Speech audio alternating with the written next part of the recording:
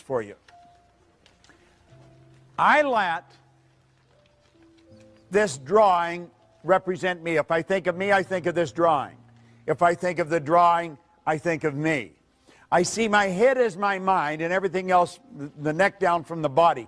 Now, I'm well aware that that's not the way the mind is. Mind is movement, body's the manifestation of that movement. But since we think in pictures, this is an excellent one.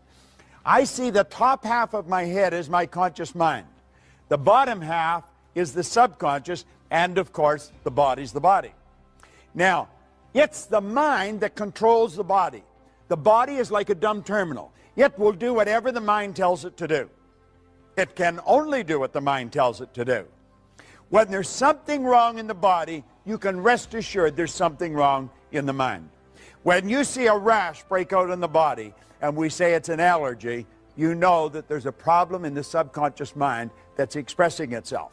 All right? It's a fixed concept, and it can be altered. I always say dermatology is the best form of medicine to go into because your patient rarely dies and they never get better. All right? So you just keep saying, try this and come on back for more. Now, the conscious mind is your thinking mind. This is the part of you that you have the ability to think with. Your subconscious is your emotional mind. Your emotions are controlled by the thoughts that you entertain. You choose your thoughts and you think in pictures. You impress the thought upon your subconscious, and that causes you to feel the way you feel. Now, actually, the feeling is conscious awareness of vibration that the body's in. Because whatever is impressed upon the subconscious controls the vibratory rate of the body. The body moves into action, and your actions produce your results. Now, you see, it's the results that most people are trying to change. The results are something outside of us. Now, what we're talking about is the mind. All right? Now, James Allen said, until thought is linked with purpose, there's no intelligent accomplishment. Just the information isn't going to do it. You've got to have a purpose. You've got to have a purpose that is so big, so all-encompassing. That's why you get up in the morning. That's why you go to work. Now, your vision is how you're going to execute your purpose, and your goal is how you're going to execute your vision. But you want to get this little book by James Allen. It's called As a Man Thinketh. It's a little book. It was written in 1903. It is a classic. We have a coaching program, and I coach people a year at a time in this coaching program, and one of the first things I do, I send them this book.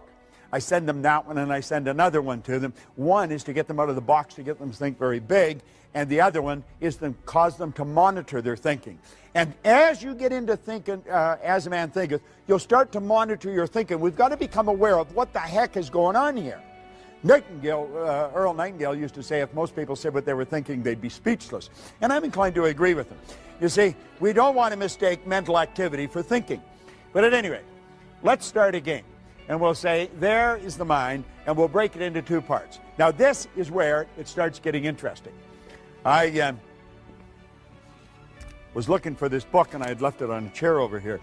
If you're sitting on that, you've got some great energy flowing through you, I'm going to tell you. Now, I have been carrying this copy with me since 1963. You can see I've had it for a while. Now, in here, he said that an educated person is not necessarily a person with an abundance of general or specialized knowledge. An educated person is a person who has so developed the faculties of their mind that they can acquire anything they want or its equivalent without violating the rights of others. How many of you know what the faculties of your mind are? Let me see a show of hands. 1, 2. Isn't this amazing? Hardly anybody knows what they are. How many people have a perfect memory? Just me?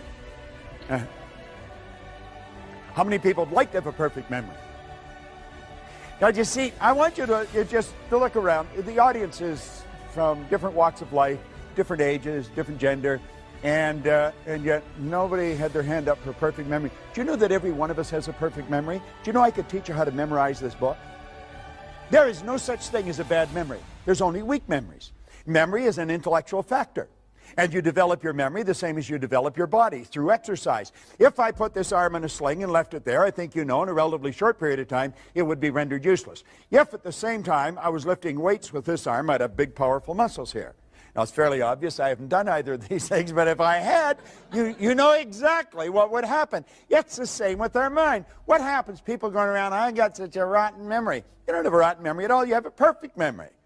Where did you get the idea you had a bad memory? Well, when you were a little kid, you heard your parents say, I got a bad memory. What do? I got a bad memory. You just mimic them. There's no such thing as a bad memory. You have many marvelous mental faculties. And he said, an educated person is not necessarily a person with an abundance of general or specialized knowledge. An educated person is a person who has so developed the faculties of their mind that they can acquire anything they want or its equivalent without violating the rights of others. Now we think, oh, we can't have anything we want. Oh, yes, you can. Every religion teaches you that. All science teaches you that. Where'd you get the idea that you can't? Well, you probably got it from your next-door neighbor, who probably doesn't know much more than his next-door neighbor. So we put these two back together, the conscious and the subconscious mind. Now, we have been programmed to live through our senses. We go by what we see, hear, smell, taste, and touch. And that's pretty well the way we were programmed. You see, they are like little antennae that are hooked up to our conscious mind. They're just like antennae, picks up information from our outside world. So this is the way most of us live. We look at our bank account, that tells us where we're at financially. We look at our report card, that tells us where we are intellectually.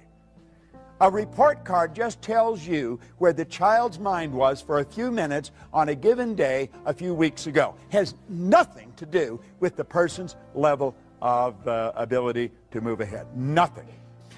We take IQ tests. IQ will change something like the weather. That's true. You can change in a person's IQ. Their intelligent quotient, it can be changed. We know so little about ourselves. You go all through school. We think the important thing in school is get the person to understand 2 + 2 = 4. That's not the most important thing at all. Most important thing is to start to understand yourself. The important thing is to keep the important thing the important thing. We got to get it right inside, all right? Now, let's look at this. We have what we call the intellectual mind. Now, there's one of your intellectual factors, perception. Let's look at this for a second. What's your name, sir? Mike. Mike? I'm going to tell you there's nothing printed on this book, Mike. Am I right or wrong?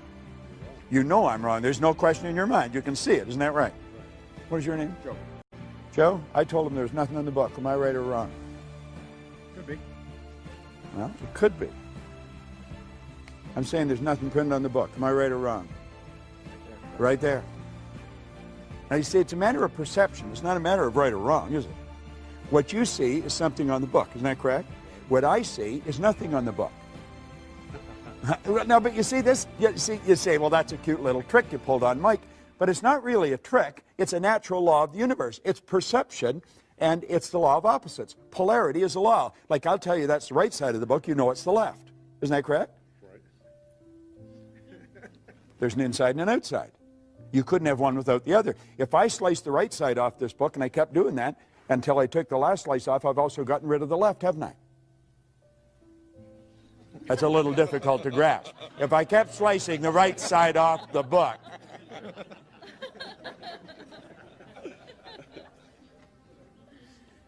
you see, most of us have a perception problem. When we say I'm right and you're wrong, you're right from your point of view, they could be right from their point of view. So it's not a matter of what's right or wrong, it's what works.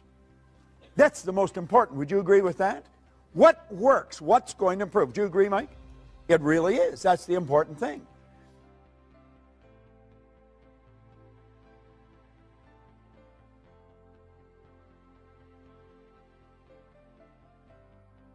You see, I'm not trying to flatter you, but coming here is one of the most brilliant things you can do. I was talking to a lady right here at the break, and she was telling me that she got a cassette or a tape from, it was Napoleon Hill's Principles. And she was listening to them. She says, things were going really great. And she said, for some reason, I lost it or stopped listening to it, and things started going the other direction. Well, we're so influenced by suggestion. Suggestion is one of the most powerful forces in the universe. And you see, if you come here on a regular basis, just when you start to slide off, it'll bring you back on track again. Now, I think you should listen to this stuff every day. We read the paper every day, we eat food every day, we wash our bodies every day. How about recharging our mind every day? We're dealing with the most potent force in the universe, and we're dealing with the mind. Now, your subconscious mind has no ability to think. It cannot choose, it cannot reject, it can only accept. The conscious mind can reject. You want to reject a lot of the things. When people start to complain, get away from them. I don't want to spend any time with anyone that talks about how bad things are or why things can't be done. Your subconscious mind will accept anything, and whatever goes